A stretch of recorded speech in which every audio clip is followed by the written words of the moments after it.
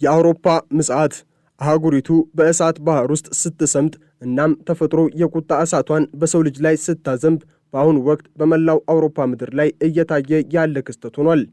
ይህ ክስተት ተራ ሰደድ እሳት ሳይሆን ምድር ራሷን ለማጥፋት የወሰነች የሚመስልበት፣ ሰማይና ምድር በእሳት ነበልባል የተገናኙበት እጅግ አስፈሪና ታሪካዊ ጥፋት ሆኗል። ከፈረንሳይ እስከ ስፔን ከጣሊያን እስከ ፖርቹጋል ያለው ሰፊ ግዛት በድግድግ ጭስና በሚያስገመግም የእሳት ነበልባል ተውጧል። ይህ እሳት ከተማዎችን እየዋጠ ደኖችን ወደ አመድነት እየቀየረና በመቶዎች የሚቆጠሩ ዜጎችን ከመኖሪያ ቀያቸው እያፈናቀለ የሚገኝ ሲሆን አውሮፓ እስካሁን ካየቻቸው የተፈጥሮ አደጋዎች ሁሉ እጅግ የከፋውና የምጽአት ቀን የሚመስለው ክስተት ሆኖ ተመዝግቧል።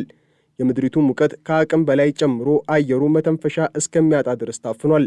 አህጉሪቱ በእሳት መጋረጃ ተሸፍና የጥፋት ድግስ እየተጋበዘች ትገኛለች። በፈረንሳይ ደቡብ ምዕራብ ክፍል በተለይም በታዋቂዋ የወይን ከተማ ቦርዶ አቅራቢያ የሚታየው ክስተት ከሰው ልጅ ምናብ በላይ የሆነ ክፉ ትዕይንት ነው። እሳቱ እጅግ ኃይለኛ ከመሆኑ የተነሳ በሀገሪቱ ታሪክ ታይቶ የማይታወቅ የእሳት ደመና ፈጥሯል።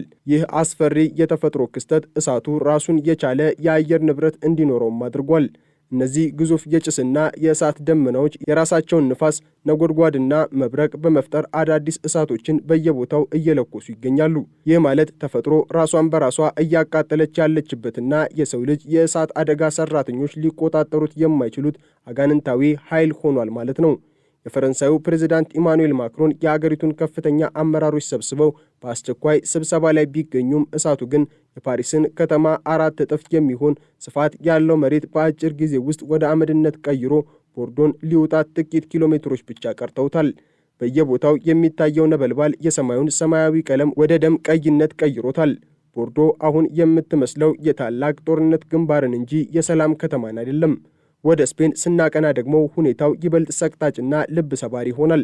በማድሪድ ዙሪያ ብቻ ከ100 ካሬ ማይል በላይ የሚሆን መሬት በእሳት ጋይቷል። ከ55,000 በላይ ሰዎች ቤታቸውን ጥለው ሲሰደዱ፣ አረጋውያንና ሕፃናት ከሚኖሩባቸው ማዕከላት በከፍተኛ ድንጋጤ እየለቀቁ ይገኛሉ። የአየር ሙቀቱ 40 ዲግሪ ሴልሺየስ ደርሶ ምድሪቱ እንደ ምጣድ እየጋለች ባለችበት በዚህ ወቅት በሺዎች የሚቆጠሩ ሰዎች በስፖርት ማዕከላት ውስጥ ወለል ላይ ተኝተው የቤታቸውን መጨረሻ በጭንቀት ይጠባበቃሉ። የ88 ዓመቷ አዛውንት ቼሎ ሎርዝ ለዓለም አቀፉ ሚዲያዎች ሲናገሩ በሕይወቴ እንዲህ ያለ ጉድ አይቼ አላውቅም፣ የያዝኩት መድኃኒቴን ብቻ ነው ሲሉ የገለጹት ሐዘን የመላው አውሮፓውያን የጋራ ስቃይ ሆኗል። ከተማዎች በጭስ ተውጠዋል። መንገዶች ተዘግተዋል። ትምህርት ቤቶች ወደ መጠለያነት ተቀይረዋል። ስፔን በአሁኑ ወቅት በእሳት ተከባ የቆመችና የዓለምን እርዳታ በለቅሶ የምትጠይቅ ሀገር ሆናለች። በማድሪድ ዳርቻ የሚገኙ ደኖች ወደ ከሰልነት ተቀይረዋል። የአካባቢው ነዋሪዎች ይህ ዓለም የሚያከትምበት ቀን ነው እያሉ በድንጋጤ ሲጮሁም ይሰማሉ። በጣሊያን መዲና ሮም ደግሞ እሳቱ እስከ ከተማዋ ዋና ቀለበት መንገድ ድረስ ዘልቆ በመግባት ታላቅ ትርምስም ፈጥሯል። አሽከርካሪዎች መኪናዎቻቸውን ጥለው በእግራቸው ሲሸሹ ጥቁር ጭስ መላውን የሮም ሰማይ ጋርዶታል። ይህ ጥፋት በአንድ ሰው የሲጋራ ቁራጭ የተነሳ ሊሆን እንደሚችል ቢገመትም ዋናው መንስኤ ግን ምድሪቱ ለዘመናት የቆጠበችውን ሙቀት አሁን በቁጣ እየለቀቀች መሆኑ ነው።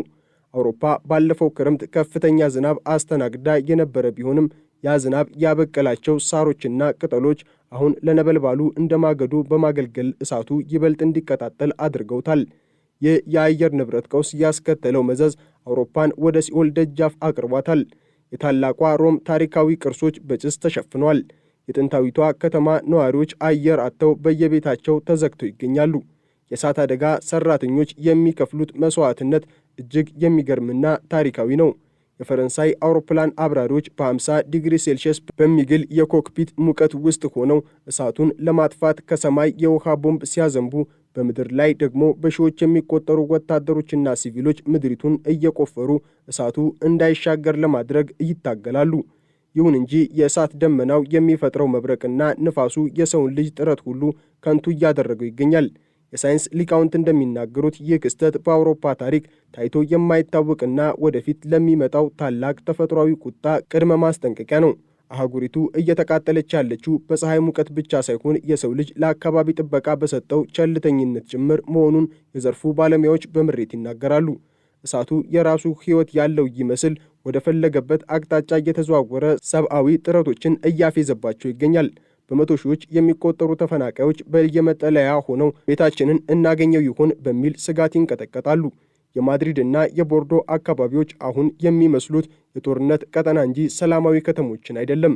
የቀለጡ መጥበሻዎች፣ አመድ የሆኑ ቤቶች፣ የወደሙ የወይራ እርሻዎችና የሞቱ እንስሳት የአውሮፓ አዲሱ ገጽታ ሆኗል። የስፔን ጠቅላይ ሚኒስትር ፔድሮ ሳንቼዝ የእሳቱን ቦታ ጎብኝተው ይህ ለአየር ንብረት ለውጥ አስቸኳይ መፍትሄ የሚሻ ጉዳይ ነው ሲሉ ቢገልጹም ተፈጥሮ ግን ንግግርን ሳይሆን ተግባርን የምትሻ ትመስላለች። እሳቱ አሁንም አልተገታም፣ ሙቀቱም እየጨመረ ነው። የሰው ልጅም ከተፈጥሮ ቁጣን ለማምለጥ እያደረገ ያለው ትግል የት እንደሚቆም አይታወቅም። እሳቱ ሰማዩን ጥቁር፣ ምድሪቱን ቀይ፣ የሰውን ልጅ ልብ ደግሞ በሐዘን አመድ አድርጎታል። ይህ እልቂት የአውሮፓን ኢኮኖሚ ብቻ ሳይሆን የሕዝቡን ስነ ልቦናም ክፉኛ ጎድቶታል። ለዘመናት የተገነቡ ከተማዎች፣ በታሪክ የሚታወቁ የወይን እርሻዎችና የብዙዎች ትዝታ ያረፈባቸው ቤቶች በጥቂት ሰዓታት ውስጥ ወደ አመድነት መቀየራቸው የማይታመን ሐዘንም ፈጥሯል። ሰዎች የሚሸሹበት ቦታ አጥተው በየስታዲየሙ ወለል ላይ ተኝተው የሀገራቸውን መቃጠል በቴሌቪዥን መስኮት ሲመለከቱ የሰው ልጅ በተፈጥሮ ኃይል ፊት ምን ያህል ደካማ መሆኑን ያሳያል። ይህ የዓለም መጨረሻ ነው የሚሉ ድምጾች በየቦታው ይሰማሉ። አየሩ በባሩድና በቃጠሎ ሽታ ታፍኗል። ፀሐይ በጭሱ መጋረጃ ተሸፍኖ የደም ቀለም መስላለች። አውሮፓ በነበራት አረንጓዴ ገጽታ ጠፍቶ አሁን በከሰልና በአመድ የተሸፈነች የሙታን ምድር መስላለች። በፈረንሳይ የሚታየው የእሳት ማዕበል ደኖችን ሰንጥቆ ወደ ከተማዎች እየገባ ነው። ቦርዶ በዓለም የታወቀችባቸው የወይን ምርቶቿ አሁን በእሳት ነበልባል ተከበዋል። አርሶ አደሮች የዓመታት ድካማቸው በእሳት ሲበላ እያዩ ከማልቀስ ውጪ ምንም ማድረግ አልቻሉም። ተፈጥሮ እየተበቀለችን ነው ይላሉ በቦርዶ ዳርቻ የሚኖሩ ነዋሪዎች። የእሳቱ ኃይል ከጥንታዊው የእሳተ ገሞራ ፍንዳታ የማይተናነስም ሆኗል። ሰማዩ እንደ ምጣድ ይግላል፣ ምድሪቱም እንደ እቶን እሳት ትበራለች። ይህ ሁሉ ጥፋት እየሆነ ያለው በሰለጠነው አውሮፓ እምብርት ውስጥ መሆኑ የሰው ልጅ የቴክኖሎጂ የበላይነት ጥያቄ ውስጥ የሚጥል ነው። የሰው ልጅ አተምን ቢሰነጥቅም የሰደድ እሳትን ቁጣ ግን መግታት አልቻለም። የአውሮፓ መንግስታት አሁን በከፍተኛ ውጥረት ውስጥ ይገኛሉ። በሺዎች የሚቆጠሩ ወታደሮች ከጦር ግንባር ተመልሰው ከእሳት ጋር እንዲዋጉም ተደርገዋል። ነገር ግን እሳቱ እንደ ጠላት ጦር በታክቲክ የሚመታ ሳይሆን ሁሉንም ነገር የሚውጥ አውሬ ሆኗል። በስፔን በፈረንሳይና በጣሊያን የሚገኙ የእሳት አደጋ ሰራተኞች ለቀናት እንቅልፋተው ቢታገሉም እሳቱ ግን እንደ አዲስ ግንባሮችን እየከፈተ ግስጋሴውን ቀጥሏል። ይህ ታሪካዊ ክስተት የአውሮፓን የደህንነት መዋቅር ሙሉ በሙሉ አናግቶታል። የሀገሪቱ መሪዎች አስቸኳይ ጊዜ አውጇል። ነገር ግን እሳቱ ለሕግም ሆነ ለድንበር ደንታ የለውም። በቦርዶ አቅራቢያ የሚገኘው የእሳት ደመና አሁንም በሰማይ ላይ እንደ ግዙፍ አውሬ እየተስፋፋ ይገኛል። ይህ ደመና በሳይንስ የታወቀ ክስተት ቢሆንም በፈረንሳይ ምድር ላይ እንዲህ ባለ አስፈሪ ደረጃ መታየቱ ግን ዓለምን ክው አድርጓል። ይህ ደመና የእሳቱ አእምሮ ይመስላል። ምክንያቱም የራሱን ንፋስ በማመንጨት እሳቱ ወደ ፈለገበት አቅጣጫ እንዲወረወር ያደርገዋል። ይህ አጋንንታዊ ደመና መብረቅን በማመንጨት ገና እሳት ባልደረሰባቸውና ንጹሕ ደኖች ላይ አዳዲስ የእሳት ነበልባሎችን እየለኮሰም ይገኛል። የፈረንሳይ ሳይንቲስቶች ይህንን ክስተት ተፈጥሮ ራሷን በራሷ የምታቃጥልበት የጥፋት ማሽን ሲሉ ገልጸውታል። የቦርዶ ወይን እርሻዎች ለዘመናት የአውሮፓ የቅንጦትና የጥበብ ምልክት የነበሩ ዛሬ በጭስ ተውጠው ወደ አመድነት እየተቀየሩ ነው። የወይኑ ዛፎች በእሳት ነበልባል ሲበሉ የሚሰማው ድምፅ የአንድ ታላቅ ስልጣኔ መቃጠልን የሚያበስር የለቅሶ ዜማን ይመስላል። በስፔን ምድር ላይ ያለው ሁኔታ ደግሞ ከሐዘንም በላይ እየሆነ የሰቅጣጭ እልቂት ነው። በማድሪድ ዳርቻ የሚገኙ መንደሮች ዛሬ የሙታን ከተማ መስሏል። ከ300 ሺህ በላይ ሰዎች መፈናቀላቸው ብቻ ሳይሆን ወደ ኋላ ጥለው የመጡት ንብረትና ታሪክ ወደ አመድነት መቀየሩ የብዙዎችን ልብ ሰብሯል። በስፖርት ማዕከላት ውስጥ የታጎሩት ተፈናቃዮች በየደቂቃው የሞባይል ስልካቸውን እየተመለከቱ መንደራችን ተቃጠለች በሚል ስጋት ይንቀጠቀጣሉ። አየሩ በባሩድ ሽታ የታፈነ በመሆኑ መጠለያዎቹ ውስጥ እንኳን በነፃነት መተንፈስ የማይቻልበት ደረጃ ላይ ተደርሷል። በአሁኑ ወቅት በአውሮፓ ትልቁ ሀብት ወርቅ ወይንም ገንዘብ ሳይሆን አንዲት ንጹሕ የትንፋሽ አየርና የእሳት ነበልባል የማይደርስበት መጠለያ ሆኗል። በጣሊያን የሚታየው እሳት ደግሞ የሮምን ጥንታዊ ታሪክ አደጋ ላይ ጥሏል። የሮም ቀለበት መንገድ በጭስ መጋረጃ ተሸፍኖ አሽከርካሪዎች መኪኖቻቸውን ጥለው ግር ብለው ሲሸሹ የሚታይ ትዕይንት ሆሊውድ ከሚሰራቸው የምጽአት ቀን ፊልሞች የከፋ ነው። ታሪካዊቷ የሮም ከተማ በጭስ ታፍናለች። ቱሪስቶች በድንጋጤ ሆቴሎቻቸውን እየለቀቁ ነው። የጣሊያን መንግስትም የአራተኛ ሞገድ ሙቀት ከመምጣቱ በፊት እሳቱን ለመቆጣጠር የሚያደርገው ጥግ የደረሰ ትግል ከንቱ እየሆነ ይገኛል። አየሩ 40 ዲግሪ ሴልሺየስ ደርሶ ምድሪቱ እንደ እቶን እሳት በምትጋልብበት በዚህ ወቅት ነፋሱ ደግሞ እሳቱን እንደ ረዳት ኃይል ሆኖ ወደ ከተማዎች እየገፋው ይገኛል። ይህ የታላቋ አውሮፓ ውድቀት መጀመሪያም ይመስላል። የእሳት አደጋ ሰራተኞች አሁን መስዋዕትነት ላይ ይገኛሉ። ለቀናት እንቅልፍ ያልቀመሱት እነዚህ ጀግኖች የእሳትን ነበልባል ለመመከት በምድርም በሰማይም ይዋጋሉ። የአውሮፕላን አብራሪዎች በከፍተኛ ሙቀትና ጭስ ውስጥ ሆነው የውሃ ቦምብ ሲያዘንቡ፣ በምድር ላይ ያሉት ደግሞ ከሚተፋው ነበልባል ጋር ፊት ለፊት ይጋፈጣሉ። ነገር ግን የእሳቱ ኃይል ከሰው አቅም በላይ ሆኗል። እሳቱ የራሱ ሕይወት አለው፣ እኛን እያፌዘብን ነው ይላሉ በቦርዶ ግንባር የሚዋጉ የእሳት አደጋ ሰራተኞች። ተፈጥሮ ለዘመናት የደረሰባትን በደል፣ የአየር ንብረት መዛባትንና የሰውን ልጅ ቸልተኝነት አሁን በጅምላ በቀል እየመለሰችው ያለች ይመስላል። ይህ እሳት የደን ብቻ ሳይሆን የሰው ልጅ ሕሊና የሚነድበት እቶን ሆኗል።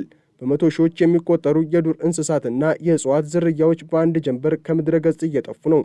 አውሮፓ የነበራት አረንጓዴ ገጽታ ዛሬ በጥቁርና በቀይ ቀለም ተተክቷል። ይህ የተፈጥሮ ሚዛን መዛባት በቀጣዮቹ ዓመታት ለአህጉሪቱ ታላቅ የኢኮኖሚና የማኅበራዊ ቀውስ ይዞ እንደሚመጣ ጥርጥር የለውም። የስፔኑ ጠቅላይ ሚኒስትር ፔድሮ ሳንቼዝ የአየር ንብረት ድንገተኛ አደጋ ነው ሲሉ ቢጮሁም የዓለም ፖለቲከኞች ግን አሁንም በስብሰባና በወረቀት ላይ ተጠምደዋል። ተፈጥሮ ግን ወረቀትን ሳይሆን ድርጊትን ትፈልጋለች። ስትናገር የቆየችው ማስጠንቀቂያ ሰሚ ስላጣ አሁን በእሳት ቋንቋ መናገር ጀምራለች። በአውሮፓ ከተሞች ውስጥ የሚታየው ጥቁር ጭስ እስከ ሰማይ ጥግ ደርሷል። ሰዎች በየቤታቸው ሆነው የፀሐይን መደበቅና የምድሪቱን መቃጠል ሲመለከቱ የሰው ልጅ ምን ያህል ደካማ መሆኑን ይረዳሉ። ፈጣሪ ሆይ ማረን የሚሉ ጸሎቶች በፈረንሳይ ካቴድራሎችና በስፔን አብያተ ክርስቲያናት ውስጥ በለቅሶ የታጀቡ ሆኗል። ይህ ጥፋት በአውሮፓ ላይ ብቻ የሚቆም አይደለም። የአየር ንብረት ለውጥ ያስከተለው ይህ ሰደድ እሳት ወደ ሌሎችም አህጉራትም የመስፋፋት ዕድሉ ሰፊ ነው። ዛሬ አውሮፓ እየተለበለበች ነው። ነገ ደግሞ መላው ዓለም በተመሳሳይ እሳት ውስጥ ሊገባ ይችላል። የሰው ልጅ ከዚህ የምጽአት ቀን ካልተማረ የወደፊት ዕጣ ፈንታው በአመድ ስር መቅበር ብቻ ይሆናል። የአውሮፓ መቃጠል የሰው ልጅ በትዕቢት የገነባው ስልጣኔ በተፈጥሮ ኃይል ፊት ምን ያህል ምስኪን እንደሆነ ያሳየ ታሪካዊ ክስተት ነው። ሰማዩ በጭስ ተሸፍኗል። ምድሪቱ በእሳት እየነደደች ነው።